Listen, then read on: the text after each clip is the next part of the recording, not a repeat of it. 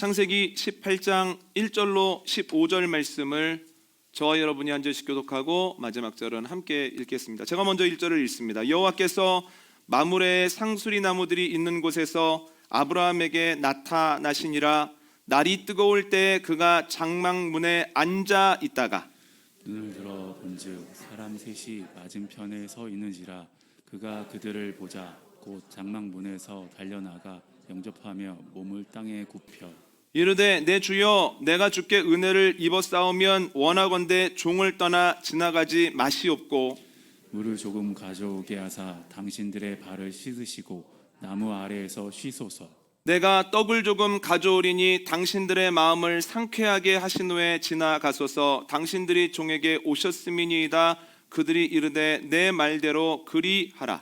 아브라함이 급히 장막으로 가서 사라에게 이르되 속히 고운 가루 새 스아를 가져다가 반죽하여 떡을 만들라 하고 아브라함이 또 가축대 있는 곳으로 달려가서 기름지고 좋은 송아지를 잡아 하인에게 주니 그가 급히 요리한지라. 아브라함이 엉킨 젖과 우유와 하인이 요리한 송아지를 가져다가 그들 앞에 차려놓고 나무 아래에 모셔 섬에 그들이 먹으니라. 그들이 아브라함에게 이르되 내 아내 사라가 어디 있느냐 대답하되 장막에 있나이다. 그가 이르시되 내년 이맘때 내가 반드시 내게로 돌아오리니 내 아내 사라에게 아들이 있으리라 하시니 사라가 그 뒤 장막문에서 들었더라. 아브라함과 사라는 나이가 많아 늙었고 사라에게는 여성의 생기가 끊어졌는지라. 사라가 속으로 웃고 이르되 내가 노쇠하였고 내 주인도 늙었으니 내게 무슨 즐거움이 있으리요. 여호와께서 아브라함에게 이르시되 사라가 왜 웃으며 이르기를 내가 늙었거늘 어떻게 아들을 낳으리요 하느냐. 여호와께 능하지 못한 일이 있겠느냐. 기한이 이를 때 내가 내게로 돌아오리니 사라에게 아들이 있으리라. 함께 하겠습니다. 사라가 두려워서 부인하여 이르되 내가 웃지 아니하였나이다. 이르시되 아니라 내가 웃었느니라. 아멘. 오랜만에 다시 아브라함에 대한 이야기를 나누게 되었습니다. 그간의 이야기를 간략하게 정리해 보도록 하겠습니다. 아브라함은 하란에서 큰 아버지로서 존경받으며 평안하게 살고 있었습니다. 그런데 어느 날 하나님께서 그에게 자손과 땅을 약속하시면서 그 땅을 떠나라고 하십니다. 그는 하나님의 약속을 믿고 75살에 하란을 떠납니다. 그런데 떠나서 그가 하란에서 하지 않았던 고생들을 하게 됩니다. 가령 기근을 만나 애굽으로 내려갔다가 큰 고통과 수치를 당합니다.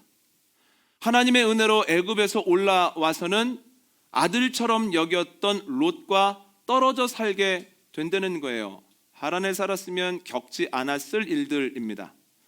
또한 하란을 떠났음에도 그가 원하는 일들은 이루어지지 않았습니다. 그에게 아들이 생기지 않은 겁니다. 그래서 하나님께 가서 물어봅니다. 하나님, 저에게 아들을 주시렵니까? 그렇다. 기다렸는데 생기지 않습니다. 하나님, 제가 낳은 아들이 아니라 기른 아들입니까? 하나님께서 아니다, 낳은 아들이다, 이렇게 말씀하십니다. 아브라함과 사라는 그 말씀을 자의적으로 해석합니다. 그래서 하갈을 첩으로 들여 아들을 갖습니다. 가정에 큰 불화가 생기기는 했지만 아브라함은 86살에 얻은 이스마엘이 너무너무 귀하게 여겨졌습니다. 너무 행복하게 살고 있는데 하나님께서 아브라함의 나이 99살 때 찾아오셔서 말씀하십니다. 이제부터는 네 이름을 아브람이라고 하지 말고 아브라함, 열국의 아버지로 바꾸어라. 내가 너로 인하여서 큰 민족을 이룰 것이다. 그리고 너뿐만 아니라 너와 함께한 사람들에게 할례를 행해라. 나와 계약한 그 계약서를 모두가 몸에 지니고 살아야 한다. 네 아내도 이제부터는 사레가 아니라 사라라고 부르면 좋겠다. 내가 그에게 복을 줄 텐데 내년 이 시기가 되어지면 아들을 낳을 것이다. 이렇게 말씀하시죠. 이 말을 듣고 아브라함이 아멘으로 반응한 것이 아니라 하나님, 이스마엘이나 하나님 앞에서 살게 해주십시오. 이렇게 이야기를 합니다. 하나님은 아니라고 내년 이 시기에 분명히 아들을 낳을 것이라고 하면서 그 아이에게 이삭이라고 하는 이름을 주셨다라고 하는 거예요. 아브라함은 하나님과 만남 이후에 명령하신 대로 자신과 그리고 자신과 함께하는 모든 이들에게 할례를 행합니다. 오늘 본문은 그 사건이 있은 후 얼마 지나지 않아 일어났던 일을 기록하고 있습니다. 하나님이 세 사람의 모습으로 소돔과 고모라로 가시는 거예요. 아브라함이 집안에 앉아 있다가 지나가는 나그네를 보고 그들을 공손하게 초청을 합니다. 그들에게 쉼을 주고 그들이 먹을 것과 마실 것을 풍성하게 줍니다. 그 세 사람이 편히 쉬고 먹고 마신 이후에 사라의 안부를 묻고는 이렇게 얘기합니다. 내년 이맘때 사라가 너를 위해 아들을 낳을 것이다. 사라가 장막문 뒤에서 그들의 이야기를 듣습니다. 그리고 코웃음을 칩니다. 아니, 고마운 건 알겠는데, 공치사 하려는 것은 알겠는데, 아니 그것도 사람 보면서 해야지. 아니 우리 얼굴을 보면 저런 말이 나오나? 지금 우리 나이가 얼만데 내 주인은 몸이 죽은 것처럼 되었고 나는 이미 경수가 끊긴 지 오랜데 덕담을 하려면 그럴듯한 덕담을 해야지. 아니 어떻게 저런 덕담을 하지? 라고 생각을 하고 있었습니다. 그랬더니 세 사람이 왜 사라가 비웃냐? 라고 이야기를 하면서 다시 한번 약속을 확인시켜 줍니다. 한번 읽어볼까요? 오늘 보면 14절입니다. 함께 읽습니다. 시작. 여호와께 능하지 못한 일이 있겠느냐? 기한이 이를 때에 내가 내게로 돌아오리니 사라에게 아들이 있으리라. 아멘. 이 구절을 통해서 우리가 알 수 있는 건 세 가지입니다. 첫 번째는 하나님께는 능치 못함이 없다는 거예요. 우리에게는 없는 방법이 하나님께는 있고 우리가 할 수 없는 일들을 하나님께서는 하십니다. 이것이 우리가 중간 결산하지 않아야 되는 이유, 우리가 중도 포기하지 않아야 되는 이유라는 거예요. 나는 못하지만 하나님은 하시죠. 하나님이 이제는 끝났어, 이게 너의 결론이다 라고 말씀하시기까지 우리가 미리 결론 지으면 안 된다라고 하는 겁니다.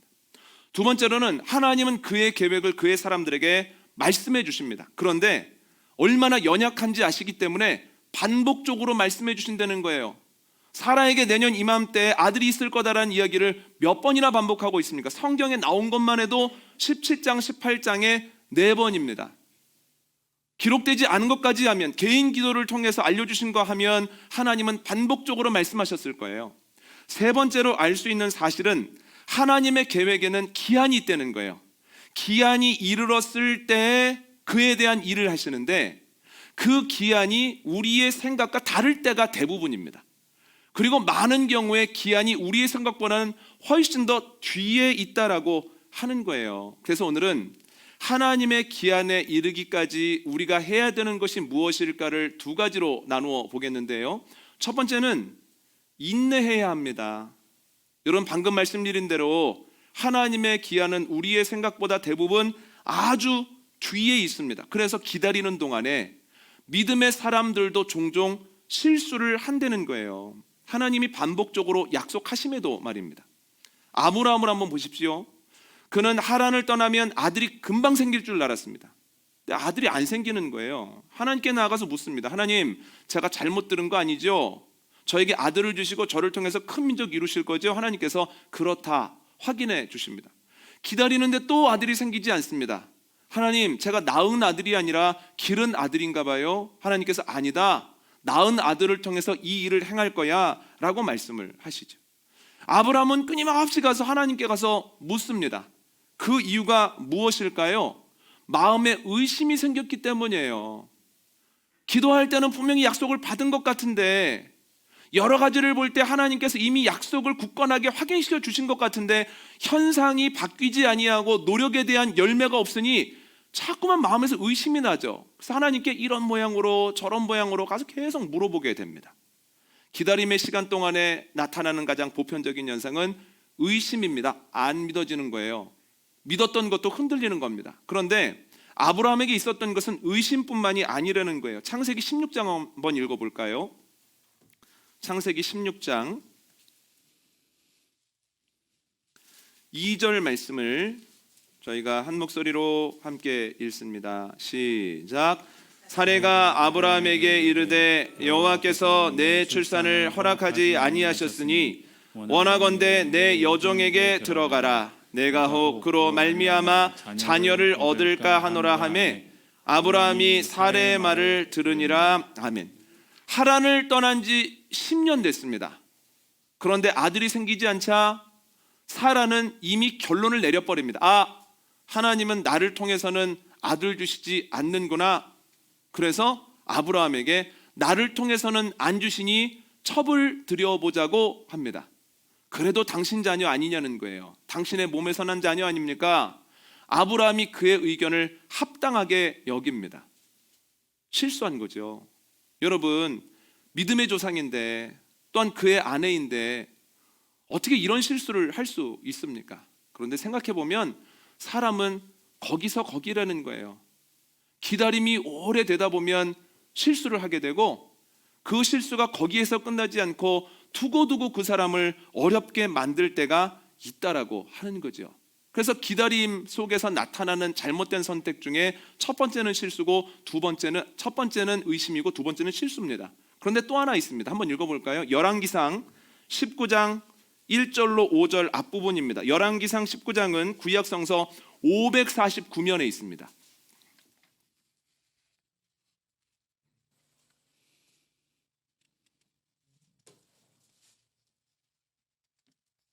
열왕기상 19장 1절로 5절 앞부분인데요. 구약성서 549면 즈음에 열왕기상 19장 1절이 있습니다. 열왕기상 19장 1절로 5절 앞부분입니다. 함께 읽습니다. 시작. 아합이 엘리야가 행한 모든 일과 그가 어떻게 모든 선지자를 칼로 죽였는지를 이세벨에게 말하니 이세벨이 사신을 엘리야에게 보내어 이르되 내가 내일 이맘때에는 반드시 내 생명을 저 사람들 중 한 사람의 생명과 같게 하리라. 그렇게 하지 아니하면 신들이 내게 벌 위에 벌을 내림이 마땅하니라 한지라. 그가 이 형편을 보고 일어나 자기의 생명을 위해 도망하여 유다에 속한 브엘세바에 이르러 자기의 사원을 그곳에 머물게 하고 자기 자신은 광야로 들어가 하룻길쯤 가서 한 로뎀나무 아래에 앉아서 자기가 죽기를 원하여 이르되 여호와여 넉넉하오니 지금 내 생명을 거두시옵소서. 나는 내 조상들보다 낫지 못하니이다 하고 로뎀나무 아래에 누워 자더니. 아멘. 아합과 이세벨이 하나님 보시기에 큰 악을 행합니다. 하나님께서는 엘리야의 기도를 통해서 이스라엘의 하늘문을 닫으심으로 무려 3년 반 동안이나 비가 내리지 않습니다. 그동안 하나님은 엘리야를 보호하십니다. 그리시네가로 가라 라고 하는 하나님의 명령에 순종하였을 때 하나님이 약속하셨던 것처럼 까마귀가 아침 저녁으로 떡과 고기를 가지고 와서 부족함이 없었다라고 하는 거예요. 기적이죠. 그리시네가가 말라버립니다. 가뭄이 길어졌기 때문입니다. 그때 하나님께서는 이제 사르밧 과부에게 가라 이렇게 말씀하시거든요. 여러분, 과부는 사회적 약자입니다. 약자 중에서 약자입니다. 상황이 어려워지면 가장 먼저 비게 되는 것이 누구의 곳간입니까? 사회적 약자의 곳간이라는 거예요. 그러면 지금 이 어려운 때, 어려운 지 오래되었을 때 사르밧 과부에게 가는 것은 어찌 보면 이상한 일입니다. 그런데 하나님이 명령하셨기 때문에 순종을 합니다. 갔더니 역시 어렵습니다. 그 과부와 아들에게는 딱 한 끼 먹을 것만 있었습니다. 아, 이거 먹고 이제는 죽는 수밖에 없구나. 여러분, 그걸 어떻게 달라고 합니까? 그런데 하나님이 주시는 마음대로 그것으로 떡을 만들어서 나를 좀 달라고, 그럼 하나님의 은혜가 있을 거라고 얘기한 엘리야도 놀랍고 그 말에 순종한 사르밧 과부와 아들도 대단하다는 거예요. 그런데 그 말에 순종하였을 때 가뭄이 끝나는 날까지 그 집 통에 가루가 떨어지지 않았고 그 집 병에 기름이 마르지 않았다는 거예요. 엘리야가 끊임없이 하나님의 능력이 어떤지를 보면서 생활합니다. 그런데 어느 날 하나님께서 엘리야에게 아합과 대결하라 이렇게 말씀하십니다. 그래서 이방 선지자 아합과 이세벨의 이방 선지자 850명과 갈멜산에서 대결을 하는데요. 아시는 것처럼 압승을 거둡니다. 엘리야와 그것을 보던 이스라엘 사람들은 칼을 가지고 이방 선지자를 모두 그 자리에서 처단해 버립니다. 그런데 이 이야기를 듣고 아합의 왕비 이세벨이 극대노를 합니다. 내가 반드시 엘리야를 찾아서 죽일 것이다. 반드시 죽일 테니 두고 봐라 하면서 화냈다는 이야기가 엘리야에게 들립니다. 그런데 엘리야가 그 이야기를 듣고 두려워서 북이스라엘에 있는 이세벨 반대 방향 남쪽으로 도망갑니다. 이스라엘의 남쪽 끝 브엘세바에 이르렀는데도 두려운 거예요. 쫓아올까 봐. 그래서 사환을 그 자리에 놔두고 본인은 남방 지역에 있는 광야로 하룻길을 더 들어갑니다. 더 깊이 숨어들었는데 이 마음에 있는 두려움과 불안함이 사라지지를 않는 겁니다. 그래서 로뎀나무 아래에 앉아서 하나님께 투정을 하면서 기도를 이렇게 합니다. 하나님, 이제는 끝났습니다. 내가 최선을 다해봤지만 이건 안 되는 겁니다. 다른 사람은 몰라도 이세벨은 안 바뀝니다. 이제는 제가 딱 죽었으면 좋겠습니다. 제 생명을 거두어가 주십시오. 이렇게 기도했다는 거예요. 여러분, 엘리야가 지금 뭐 한 겁니까? 탈진한 겁니다. 여러분, 엘리야는 하나님의 능력과 은혜를 반복적으로 경험한 사람입니다. 그럼 이런 사람도 탈진하네요. 왜 탈진을 했을까요? 이세벨이 너무 두려웠기 때문입니까? 아니라는 거예요. 이세벨은 원래부터 엘리야를 죽이려고 했습니다. 엘리야 죽이려고 한 것이 하루 이틀 일이 아니라는 거예요. 또한 엘리야 말고 다른 이들, 바알에게 입맞추고 무릎 꿇지 아니한 수많은 사람들을 이미 죽인 지 오래입니다. 그러므로 이세벨의 기세를 보고 두려워했던 건 아닙니다. 왜 그럴까요? 본인이 이 정도까지만 참으면 이세벨도 무릎을 꿇을 거야. 그 강팍함이 꺾여져 나갈 거야. 이 선까지만 참으면 돼. 본인이 가지고 있었던 마지노선이 넘었음에도 불구하고 여전히 문제가 해결되지 않았기 때문이에요. 여러분, 사람이 언제 탈진할까요? 기다림의 시간이 길어도 마지노선만 안 넘으면 괜찮습니다. 그런데 이게 마지노선이야, 여기까지는 안 갈 거야 라고 생각했는데 그 선을 넘어서는 순간 확 하고 무너지는 게 우리의 연약함이다 라고 하는 거예요. 여러분, 신앙의 선배들도 여호와의 기간이 더딜 때, 그래서 아무런 변화나 열매가 없을 때 의심하고 실망하고 탈진했습니다.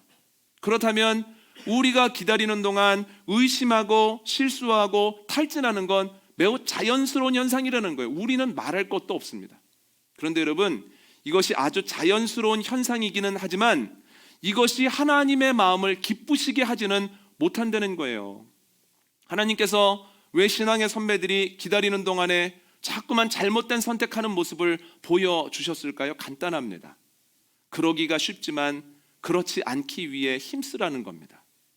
기다리는 시간이 길어져도 여전히 믿음을 붙들고, 기다리는 시간이 길어져도 여전히 실수하지 않고 올바른 선택을 하며, 기다림의 시간이 오래 길어지고 내 마지노선을 넘어간다고 해도 탈진하지 말라고 하는 것이 주님의 명령이라는 거예요. 여러분, 기도하고 계신 일이 있으십니까? 아니면 하나님이 여러분들에게 기도하게 하신 일이 있으신가요? 그런데 아무리 생각해도 그건 안 될 것 같으십니까? 다른 건 몰라도 저 일은 안 될 거야. 다른 사람은 몰라도 저 사람 안 바뀌어. 저 사람 강팍한 사람이야. 여러분, 말씀에 의지하여 여호와께는 능치 못함이 없다라고 하는 것을 기억하는 저와 여러분 되시기를 원합니다. 여러분들의 생각과 하나님의 기한이 다르십니까? 그래서 꽤 오래 기다렸음에도 불구하고 어떤 변화도 없고 아무런 열매도 거두지 못하셨습니까? 너무 오래 기다린 나머지 여러분들의 마지노선을 넘은 지 한참 되었습니까? 그럼에도 불구하고 포기하지 아니하고 하나님의 때까지 인내하는 은혜가 저와 여러분에게 있기를 원합니다. 인내하면 반드시 하나님이 약속하신 것은 이루어진다는 거예요. 두 번째는 기다리는 동안 우리가 해야 될 것은 준비해야 된다라고 하는 겁니다. 여러분, 창세기 16장까지 아브라함에게 주어지는 약속은 이런 형태입니다. 좀 모호합니다. 아들이 있을 거다. 아들을 낳을 거다. 그런데 창세기 17장과 오늘 본문의 약속은 이전보다 훨씬 구체적이 됐습니다. 뭐라고 약속합니까? 사라가 내년 이맘때에 아들을 낳을 것이다, 이렇게 얘기를 하시거든요. 여러분, 잘 생각해 보십시오. 내년 이맘때에 사라가 아이를 가질 것이다, 이렇게 말씀하셨다면 하나님의 약속의 성취가 얼마나 남은 겁니까? 1년 남은 겁니다. 1년 있다가 주시는 거잖아요. 그런데 오늘 본문과 17장에서 뭐라고 말씀하십니까? 내년 이맘때 아들을 낳을 거다, 이렇게 말씀하시지 않습니까? 그러니까 아이가 태중에 얼마나 있습니까? 그냥 10달 정도라고 우리가 생각을 하죠. 그러면 태중의 아이가 10달 정도 있다고 생각할 때 내년 이맘때 아들을 낳는다는 건 이제 하나님의 약속의 성취가 코앞에 왔다는 거예요. 여러분, 약속의 성취가 코앞에 올 때까지 아브라함은 그 사실을 모르고 있었습니다. 여러분, 제가 예전에 설교 때 말씀드렸던 것처럼 아브라함의 할아버지, 그 할아버지, 할아버지의 할아버지들의 족보를 잘 살펴보면 첫째 아들을 낳은 평균적인 나이가 30살 때입니다. 그의 아버지만 좀 늦게 낳았을 뿐이에요. 그러면 30살 정도 되었을 때 아들을 기대하다가 안 되니까 기도하지 않았겠습니까? 그의 나이 몇 살입니까? 거의 100살이 다 됐습니다. 그렇다면 아들을 위해서 근 70년을 기도한 거예요. 70년을 기도해도 생기지 않으니 그가 포기하고 첩을 통해서 아들도 낳은 거죠. 하나님께서 너 내가 역사할 거야 라고 이야기했을 때 그것을 믿지 아니하고 이스마엘이나 하나님 앞에서 살게 해주십시오 이렇게 얘기를 한 겁니다. 그런데 놀랍게도 70년 동안 기도해도 아무런 일이 일어나지 않는 것 같았는데 하나님께서 자, 내 때가 되었다, 내가 너에게 열매를 허락하리라 라고 말씀하셨다라고 하는 거예요. 여러분, 이게 하나님의 일하시는 방법입니다.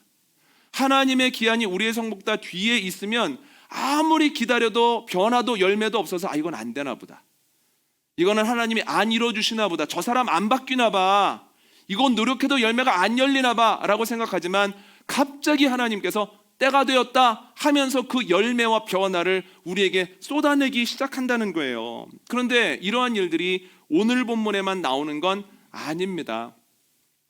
여러분, 요셉의 사후 이후에 시간이 어느 정도 흘렀을 때 애굽 사람들이 이스라엘 사람들을 핍박하기 시작합니다. 너무 힘들어서 기도하기 시작하는데요, 기도해도 어떤 변화도 일어나지 않습니다. 하나님이 우리 기도 들으시는 거야? 하나님이 우리의 기도에 응답하실 능력은 있는 거야? 하도 응답이 안 오니까 하나님 살아 계시기는 한 거야? 하면서 계속해서 의심하고 실수하고 있을 때입니다. 그런데 갑자기 모세라고 하는 사람이 와서 이렇게 이야기를 합니다. 하나님께서 모든 기도를 다 들으셨습니다. 곧 출애굽하게 될 겁니다. 가나안 땅에 들어가게 될 겁니다.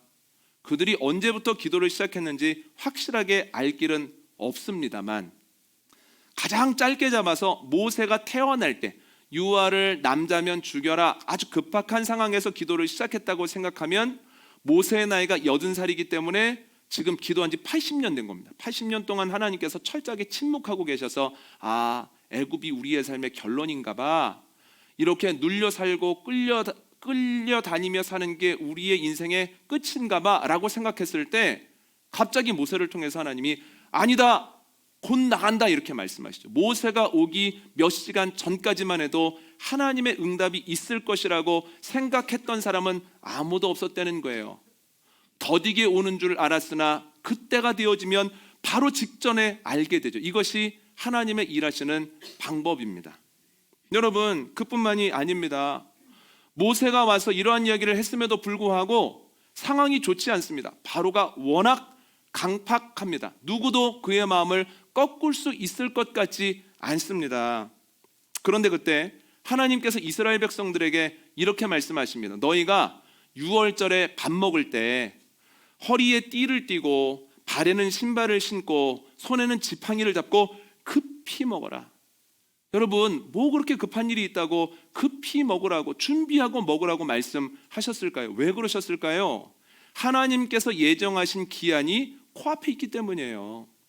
여러분, 6월절 저녁에 이스라엘 사람들이 10번째 재앙 이후에 쫓기듯이 나갈 것이기 때문이에요. 그러나 그 시간이 오기 직전까지도 사람들이 이해를 못했다는 거예요. 왜 편하게 먹어야지, 반쯤 누워서 먹어야지, 왜 허리에 띠를 띠고 왜 신발을 신고 왜 지팡이를 잡고 급히 먹어, 참 이상하다. 그런데 이유가 있습니다. 하나님의 기한이 이르러서 곧 나가야 하기 때문이라는 거예요. 홍해 사건 어떻습니까? 홍해가 갈라지고 첫 발을 내디기 직전 불과 몇 분까지도 홍해가 갈라질 것이라고 누가 예상이나 했겠습니까? 여리고성 어떻습니까? 하나님의 말씀대로 아무리 돌아도 거기에 금이 생긴다거나 무슨 소리가 난다거나 그러지 않았습니다. 아무런 변화가 없어서 여리고성은 지금까지도 굳건했고 지금도 이상이 없겠구나 생각을 하고 있는데 하나님의 말씀대로 마지막 날에 7바퀴를 돌고 나팔을 불면서 소리를 쳤을 때 갑자기 여리고성이 와르르 하고 무너지더라는 거예요. 여러분, 이것이 하나님이 일하시는 방법입니다. 하나님의 기한이 뒤에 있어서 오지 않는 것 같아도 반드시 이루고, 그 기한에 이르면 너무 빨리 와서 숨이 차다는 거예요. 왜냐하면 그 기한에 이르기 직전까지 그것을 아는 사람은 없기 때문입니다. 그렇다면 기한이 이르기까지 우리가 해야 되는 건 뭘까요? 준비해야 된다라고 하는 거예요. 여러분, 출애굽기 12장 말씀 한번 읽어볼까요? 출애굽기 12장 39절 읽겠습니다. 출애굽기 12장 39절은 구약성서 100면 즈음에 있습니다.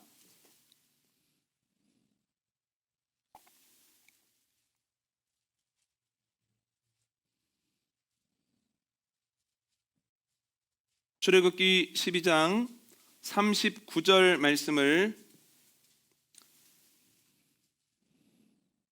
함께 읽도록 하겠습니다. 함께 읽습니다. 시작. 그들이 애굽으로부터 가지고 나온 발교되지 못한 반죽으로 무교병을 구웠으니 이는 그들이 애굽에서 쫓겨남으로 지체할 수 없었음이며 아무 양식도 준비하지 못하였음이었더라. 아멘. 하나님이 약속하신 시간이 이렇게 빠를 줄 몰랐습니다. 그래서 언젠가는 오겠지만 한참 남았겠지라고 넋놓고 있었던 사람들은 나갈 때 먹을 양식이 없는 거예요. 그래서 누룩이 들어가 있지 않은 반죽으로 임시 방편으로 음식을 구워 먹을 수밖에 없었다는 거예요. 그러나 아직 보이지 않고 아직 열매가 나에게 있는 것은 아니지만 하나님의 때가 오고 있음을 기억하고 언제든지 양식을 준비했던 사람들은 갑작스럽게 임한 하나님의 기한에 낭패를 보지 않았다라고 하는 거죠. 똑같이 애굽에 있었고 똑같이 말씀을 들었고 똑같이 하나님의 기한에 이르렀을 때 한 사람은 당황하고 한 사람은 당황하지 않았다라고 하는 거예요. 뭐 해야 되겠습니까? 준비해야 된다는 거예요. 그때가 언제인지는 모르지만 그 날이 오늘인 것처럼 내일인 것처럼 다음 주인 것처럼 주님 앞에서 준비해야죠. 여러분, 아브라함은 준비된 사람이었을까요? 아니면 넋놓고 있었던 사람이었을까요? 오늘 본문 한번 읽어볼까요? 오늘 본문 2절과 3절 한번 읽어보겠습니다. 오늘 본문 창세기 18장 2절과 3절 말씀을 한 목소리로 함께 읽겠습니다. 시작. 눈을 들어 본즉 사람 셋이 맞은편에 서 있는지라. 그가 그들을 보자 곧 장막문에서 달려나가 영접하며 몸을 땅에 굽혀 이르되 내 주여, 내가 주께 은혜를 입었사오면 원하건대 종을 떠나 지나가지 마시옵고. 아멘. 지나가는 사람에게 아브라함이 뭐라고 합니까? 자기가 종이라고 합니다.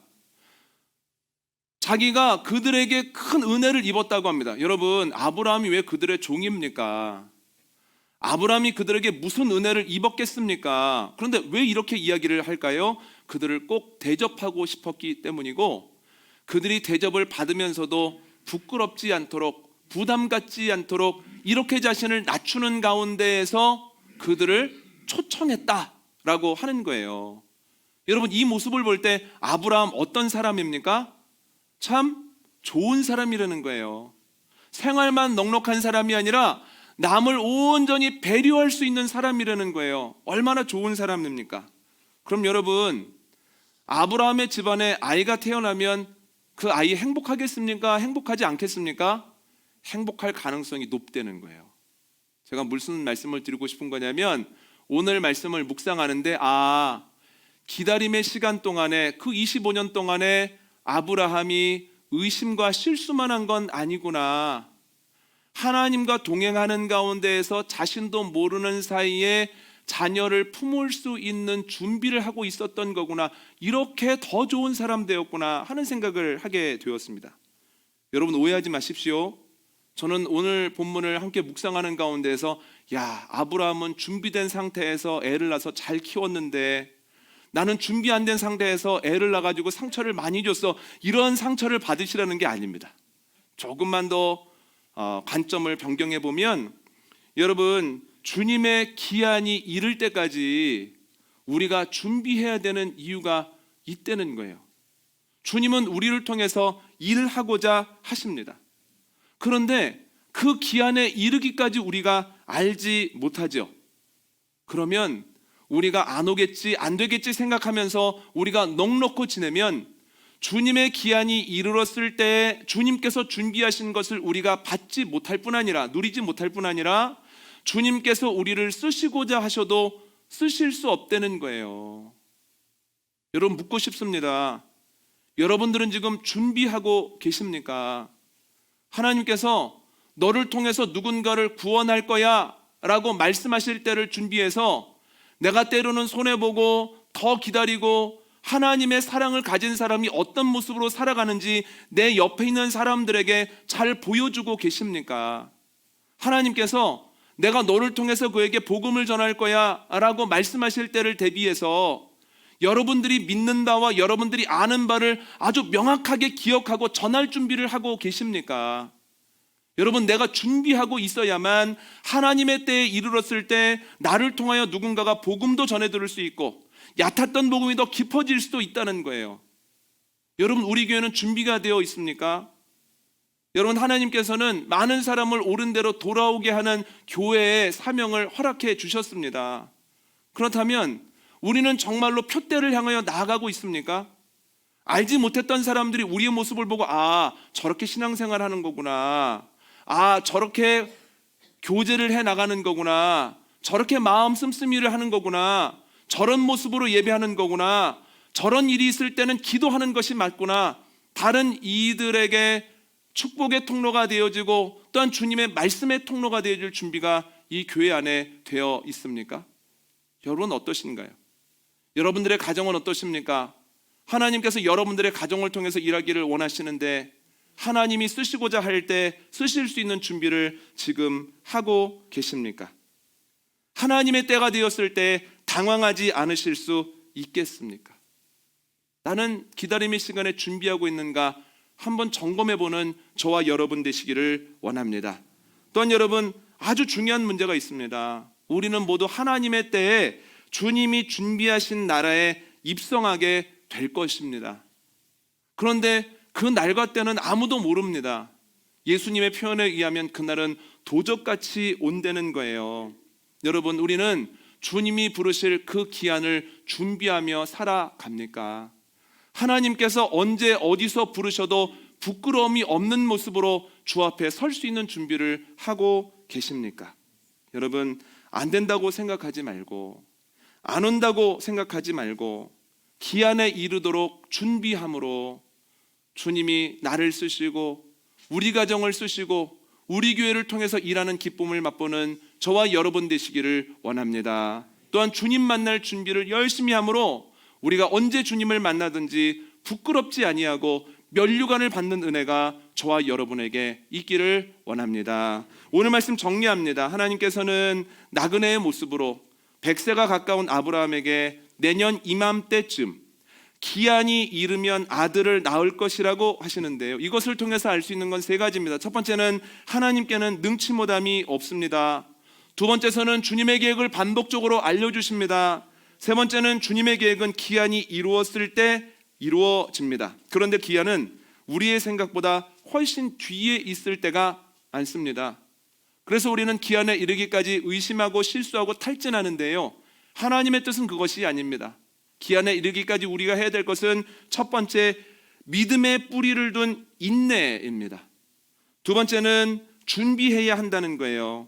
하나님의 기한은 반드시 오고 하나님의 기한이 이르기 직전까지도 우리가 그 사실을 알지 못하기 때문입니다.